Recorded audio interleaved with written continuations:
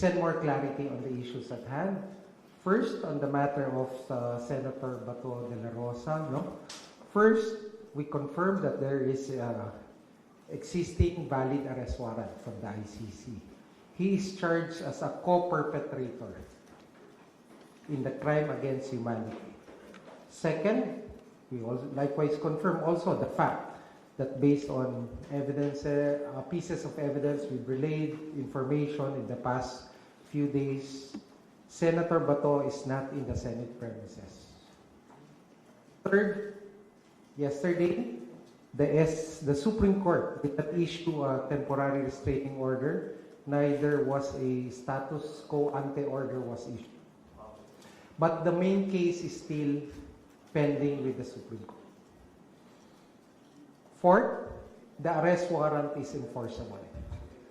Based on all these four basic premises, I would like to confirm. One, the Philippine law enforcement agencies, which would include the PNP, the National Bureau of Investigation, are now tasked to effect the arrest of Senator Bato de la Rosa. Senator Bato is a fugitive from justice, and he should be brought to the ICC to face the charges before him. Okay. On the matter regarding the ongoing the panel, the investigation of the DOJ panel on the events that transpired from May 11 to May 14. It's ongoing. We are in receipt already of the report from the GSIS. We are already also in receipt of the complete report from the NBI. The PNP asked for some time to collate, remember the press briefing I had together with General Nartates and Secretary John Vic at the Office of the President the other day. The PNP is collating all documents and will be transmitting it to us soon. Next, we also made a request to the MMDA for all footages related to, especially during May 14, after the 2:30 a.m. Apparent escape of Senator Bato from the Senate premises. Our panel also would be inspecting physically. The exact time would be either tomorrow or today. We'll be visiting GSI's premises, and there's request also for a similar visit also to the Senate premises where the event transpired. Okay, so I can take Paulo. I can take one or two questions.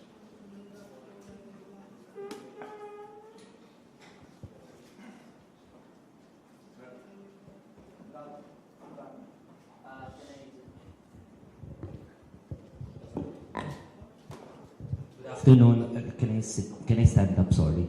Good afternoon, Spokes. Good afternoon, Attorney Secretary Vida. Yes. Given the pronouncement you've announced earlier that you are now directing the law enforcement agencies to conduct an operation, do you know? The exact term is to effect the arrest of Senator Bato de la Rosa pursuant to the validly issued ICC arrest warrant. So pwede na po bang magsagawa ng manhunt operation ang NBI, PNP? Huwag na natin. Manhunt is a dramatic or a sarsuela word. They will effect the arrest warrant. Okay. But have you also communicated with the NBI regarding that matter? Nakipag-usap na po ba sa inyong NBI regarding that matter from yesterday? Kasi we tried reaching the NBI and they said na wala rin po silang pwedeng comment na may ibibigay po nila yan sa inyo. Ngayon, nagsabi na po kayo na pwede nang ma-enforce yung warrant. Can you now direct the NBI to take part or do an operation regarding that case? Yes, exactly the purpose of this press briefing is to make that public announcement. Yes.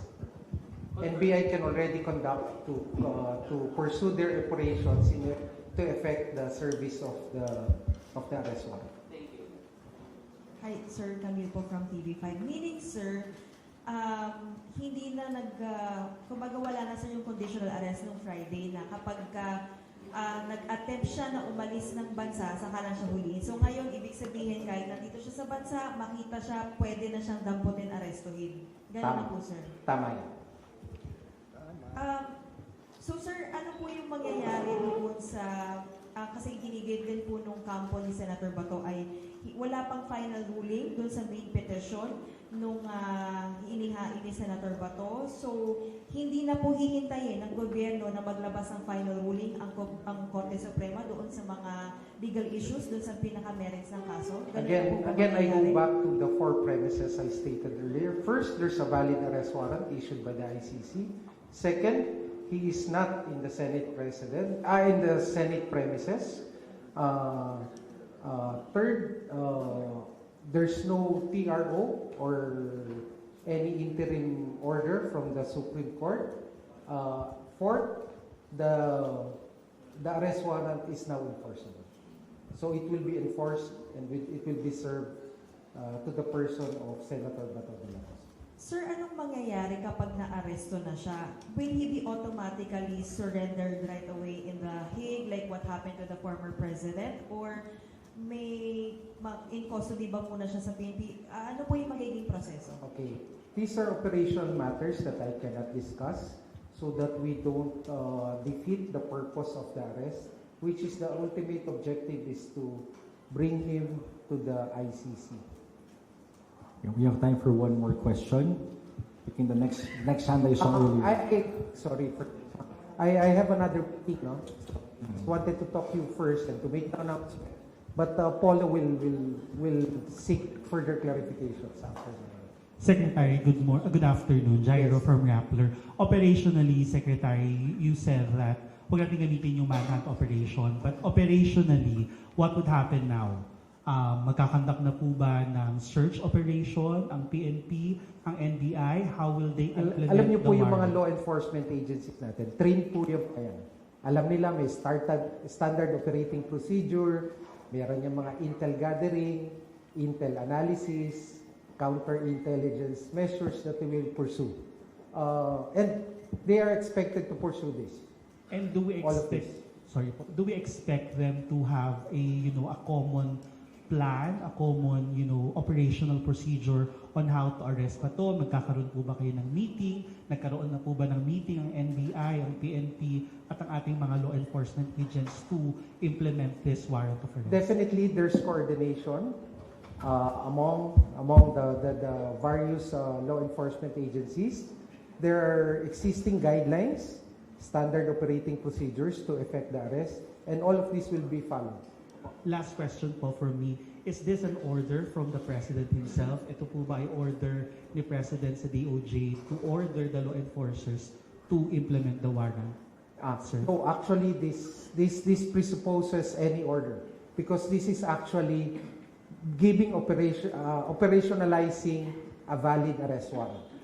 Okay, and given that there's no interim order from the Supreme Court, the same is now enforceable, and the law enforcement agencies will enforce them. Secretary, good afternoon. Darlene po from GMA News. Sorry, Do we- Darlene, that was the last question. Yeah, last one. Okay. Yeah, last one. Do we have leads or information through the NBI kung nasaan ngayon si Senator Bato de la Rosa? Yes, definitely. I heard there are leads that they're working on. There are leads. As to the exact leads, I cannot discuss them. First, I'm not privy to those leads. They are available to our law enforcement agencies and to their units, and let them do their work. Timetable po, Secretary, meron po ba? Timetable, pwede ba mamaya, alauna? Hopefully, we do it as fast as we can. Secretary, a word of warning po. Baka po may gusto kayong sabihin to those who might help him evade justice or Yes. escape from Yes, this is precisely the call. No? We're pursuing this so that the ends of justice may be achieved. Tandaan natin, no? May biktima to. And their search for justice started in 2017. Libo, daang-daang mga kabataan. Mga toddlers, di ba? You give a full account of all these, yung mga namatay na Pilipino. Yung mga kababayan natin na naghahanap ng katarungan, Ngayon, patay na sila eh. Hindi na sila pwede kumuha ng abogado. Hindi na sila pwede kumuha ng TRO. Ha? Tingnan din natin. Let's, pagkahanap na anong obligasyon ng gobyerno. Ang obligasyon ng gobyerno, alalayan, tulungan, para yung sinasaliksik nila at hinahanap na katarungan makamit. At ito po, ang pag-aaresto kay Senator Bato ay bahagi dito. Pero sa kabila po na siya ay maaresto, meron pa rin po siyang karapatan. At kinikilala natin yung mga karapatan niya. At ito po ay kikilalanin din ng ICC. Batid po natin ito. Kaya po sa ating lahat, no? Ang sa akin din pong pakiusap, those who might be aiding or abetting or helping Senator Bato evade the law, there are consequences. Alam natin na sa panuntunan ng rule of law may pananagutan. Pinagtago, hindi lamang po sa sa mata ng batas ng Pilipinas, pati rin po sa batas ng ICC. Kasi dahil siya isang validly issued arrest warrant, diba, ng ICC, meron din po mga panuntunan. Hindi ho ako law expert ng ICC. Hindi na nakontra. Pero may mga panuntunan din po. Na pag meron kang ginawa para masawata ang maayos at matiwasay na pagsisilbi ng isang arrest warrant, may pananagutan ka rin. Diba? Kaya nananawagan po tayo. We need a closure on this one. Okay? So, ito na lamang po. Ay maraming salamat po sa inyong pakikinig.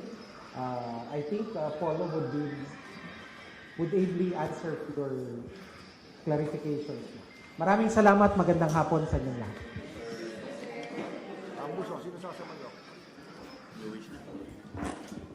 So, in lieu of Secretary Vida, any questions from the, I'll be taking over. One.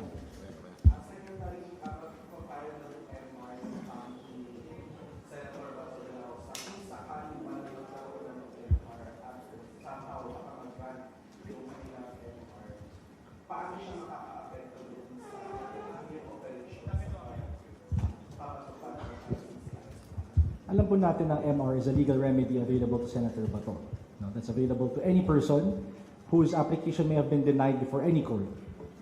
But be that as it may, ito po yung directive ngayon, and it's too early for us to speculate. Okay, I think we'll cross the bridge when we get there. That's the, ito muna tayo. No? And the directive is that there is now that instruction, okay, that the warrant is enforceable. Attorney Naomi Almohanco from Balitang Bisis. Regarding naman po kay Senator Robin Padilla, since lumabas na nga po yung video from PNP na CCTV, may pananagutan din po ba sa Senator? Depende na po yan sa fact-finding panel, ma, because we understand na kahit yung facts by the PNP, by the DOJ have already made their own investigation. At the end of the day, the DOJ will be the one to see kung yung facts po na yan may kaakibat na element in the crimes charged or whatever crime may be warranted. Okay, so as to whether or not they may be held liable, that will depend entirely on what facts are present. And so the facts are not yet ascertained. No? So we'll see by then. Yes, sir.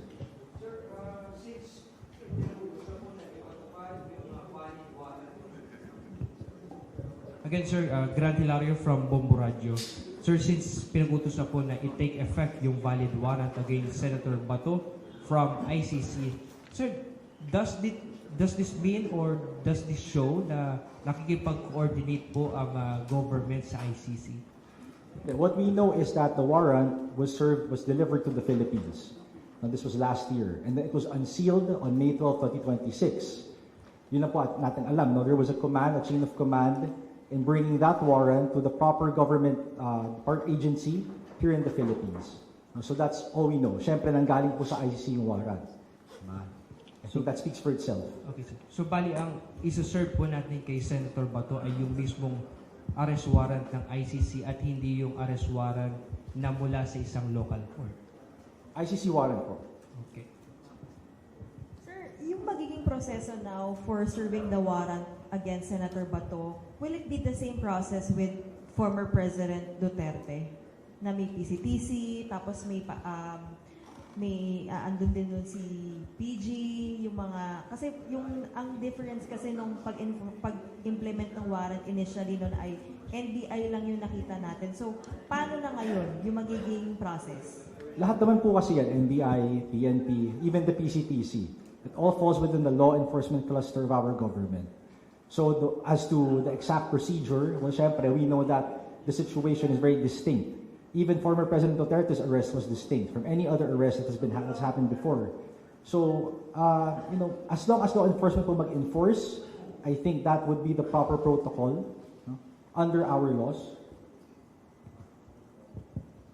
May records po ba tayong na-receive about sa travel ni Senator Bato? Marami pong available records sa department. Of course, the Bureau of Immigration is an attached agency. As to existing records right now, wala po kami natatanggap o nakikita. Okay, just to make that clear. But of course, the records will always be available to the Department of Justice. Joe. Sir, Sec Vida mentioned earlier na may consequences po yung mga tutulong kay Senator Bato. Can you expound ano po yung mga charges na pwede po nilang kaharapin and ilang taon po kaya yung possible na pagkakakulong po na ibibigay sa kanila?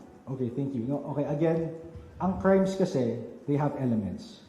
And the elements will have to jive or to coincide with the factual circumstances. So depende po yan. Kung may mag-aid and abet, well, maraming pwedeng maging charge. Perhaps obstruction to justice. But all these things kasi, right now, we could only speculate. Right? Until we have the facts ascertained wholly. Hintayin na lang po natin. No? Attorney, point of clarification lang. Is this the first time the DOJ issued such order to enforce the arrest warrant of ICC against Senator Bato de la Rosa? This will be the first time that, no, okay, so just to be clear, the warrant, ICC warrant has always been valid and enforceable. Okay, it was unsealed May 12. The government recognized it as valid and enforceable. Okay, the directive now is to enforce it. Bakit tinatanong nyo siguro, bakit now, di ba? Well, we know that previously, when the warrant was attempted to be served onto Senator Bato at the Senate Hall, di ba, in Senate, there was a defense lodged. No? Para sabihin na natin na it was the Senate itself, well, just to be clear, factually, the Senate granted him protective custody. So, in respect, in deference to the Senate as a co-equal branch of government, courtesy to them, the directive then was to stand down. Okay, that's one factor. The other factor would be our deference with the courts. Because at that time, alam natin na may pending petition, right, for application for TRO as an interim relief with the Supreme Court. So now that the factual circumstances have changed, diba? First of all, he's no longer under protective custody of the Senate because he's not in the Senate. Second, the application for TRO has been denied outright by the Supreme Court. So iba na ngayon. That's why this directive is being done now. Pero wala pong earlier order nung May 12 to enforce the arrest warrant. Well, of course, the warrant, it was attempted to be served at that time, di ba? So operationally, hindi na kailangan ng order eh. Okay? Operationally, pag may warrant, ano ba yung gagawin? Is to serve. Right? It's not gonna sit there. Right? It doesn't make sense. Thank you. Attorney, good afternoon. I'm Nestor Corrales from Reuters. Will the government be asking or be issuing a whole departure order against Senator Bato? I'm sorry, can you repeat that question? Will there be a whole departure order against Senator Bato? Well, right now we know that there's no HTO. Okay? As to where will there be, that's not for the Department of Justice to decide on. We know an HTO is issued by a competent court, diba? Court of competent jurisdiction. So until na korte po magsabi na may HTO, the Department of Justice can only work within the executive branch. Ang alam po natin is that there's an existing ILBO, Immigration Lookout Bulletin Order. Okay, that's separate from that's different from an HTO. Any more questions? Grant. Bukod po kay Senator Bato de la Rosa, alam natin na meron pang ibang co-perpetrators, sir. As of now, May 21, meron na po bang information or pinapadala sa atin na iba pang warrant from ICC? Alam po natin, the only confirmed warrant is the one against Senator Bato de la Rosa. Okay, as to what other warrant may be there, may be issued by the ICC, well, of course, we're not privy to that. That's entirely up to the court. Up until such time, nag-declare po ang ICC mismo, diba, or us through after the ICC has delivered any such warrant, then we can only confirm Senator Bato de la Rosa's own warrant. And sir, if ever na maglabas man ng iba pang warrant ang ICC sa co-perpetrators, same din po ba na kikilalanin natin at i-enforce po ng DOJ? We'll cross that bridge when we get there, syempre. Diba? Alam lang po natin is that the Philippine government was a party to the Rome Statute. Diba? So, as to the details, the nuances, tingnan po natin pag dumating, if and when. Prosec, good afternoon again, Good I'm sorry. afternoon. What would be the legal framework that would be followed by the Department of Justice? Would we seek advice from the OSG? So, especially on whether to, bring him to a local competent court or not. What would be the legal framework, if ever? Well, again, the answer is the same. We'll cross that bridge when we get there. As to what legal framework, of course, the legal framework that operates within the Philippines, and we know that's not just our laws. Okay, we also understand that we were a party again to the Rome Statute. So, and we're also a party. We're not only a party to that, we're also a party to many different treaties. So it's not just when we say framework, legal framework. It's the whole operation of all our laws.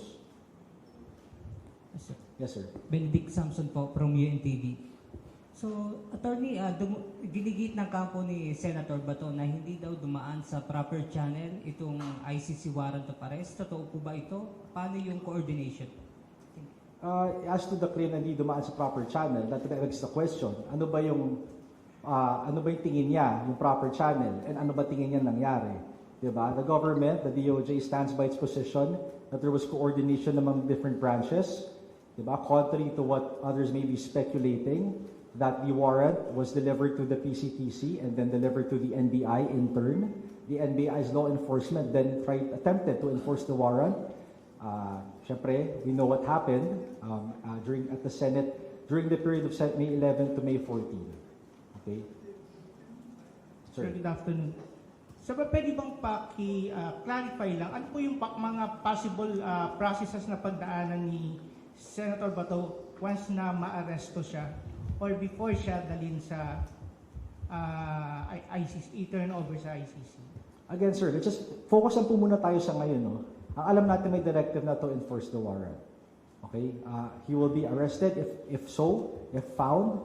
Diba? And on that note, we encourage the citizens of the Philippines to exercise their sense of civic duty na kung may leads po. Diba? Again, to echo Secretary Vida, it's crowdsourcing. If any information is available to the department and to the government as to Senator Bato's whereabouts, we encourage everyone, we implore everyone to submit that evidence, to submit that information. As to what gagawin, sir, pag na-aresto siya, syempre, may proseso din po yan. But right now, we'll have to first find out where he is. First to arrest him. That's the goal. Okay, again, with the available information to us, as well as all the information that we can gather from everyone in the country. Attorney, in the absence not really in the absence of any operation, manhunt, whatever you want to call it, but would you want to call on Senator Bato to turn himself over to the authorities instead? Yes, of course. No, we know na it will make the job of the government easier if an accused or if a fugitive from justice were to surrender himself. Diba? That's as far as we know. Surrender, make our lives easier. Thank you. Secretary. Hi. Sir. Yes, sir. Yes. So what's the DOJ or the government's mechanism to ensure that Senator Bato will not escape from the country? Aside from the ILBO, will you be applying for a whole departure order? Or is this applicable in the case of Senator Bato? Well, okay, just to be technical, sir, no, you can't apply for a whole departure order because there's no existing case against him. Okay, you may apply for a PHDO, but even then, there will have to be a case pending preliminary investigation, both of which can only be applied for in the courts. All right, so of course, we want to follow the law, and the law says that these remedies, provisional as they may be, are only available in the court of law in the Philippines, diba? So what can we do against the ILBO? But not with that being said, syempre may mga mechanism din tayo na to make sure to have oversight over him, right? Hindi naman yan basta-basta we will let him roam around, just to be clear. The Philippine government has resources, and again, at the same time, we encourage the public to give us information, make our lives easier. Sir, excuse me. On a not related topic po, sir, about dun sa naging investigation, sir. Sinabi po ni Senator Alan Peter Cayetano that he castigated the DOJ for acting as if parang naging villain na siya in conducting an investigation dun sa naging incident. Can you provide a comment on that and assure the public, assure the Senate that it will become transparent? As to his statements, you mean? Yes po, sir. Okay, no, for this kasi, this goes into whatever facts may be discovered or ascertained by the panel, no? So, we would rather not comment on that. The Department of Justice convened for this fact-finding panel for the precise reason of investigating what really transpired during the period of May 11 to May 14. So, we'll let them do their own job. Okay, so we'd rather not preempt any findings. We'd rather not preclude them from what they may say on their own competence. Okay? So yun lang po muna. Sir, Last question, please. what's the position of the government or reaction from the government doon po sa apela ni Senator De La Rosa na sana huwag siya isuko ni Pangulong Marcos sa ICC at protektahan siya bilang Pilipino po? Alam niyo po, okay, the Philippines is a sovereign state. Right? That is the reason why it was able to enter into treaties in the first place. That is the reason why it chooses to uphold the obligations it had in that treaty, okay, in the Rome Statute. We were a member of the ICC being an internationally recognized court, not a foreign court, just to be clear, internationally recognized court. So lahat po ng ginagawa natin ngayon is in the exercise of our absolute sovereignty, not the other way around, just to be clear. Okay, thank you. Sige, one last. Sir, kung hindi pwede mag-apply ng HDO dahil sabi nyo walang existing case, as you said earlier, possible ba na mag-apply ang government ng Interpol Red Notice for him? Pwede ba yun? As far as I know, there is an application for an Interpol Red Notice. Of course, I mean, that is a remedy available to us, syempre. Diba? There is one. Okay. Sir, to clarify, ito na talaga. So, ang HDO applicable lang sa cases dito? Applicable lang sa cases dito kasi korte lang ng Pilipinas ang po pwede mag-issue nun. Okay. Yun lang naman yung naging issue kasi, of course, the HDO cannot be enforced anywhere else. Okay? As opposed to an ICC warrant na international warrant. Thank you for your time. Okay na, sorry. They're gonna use the room. So,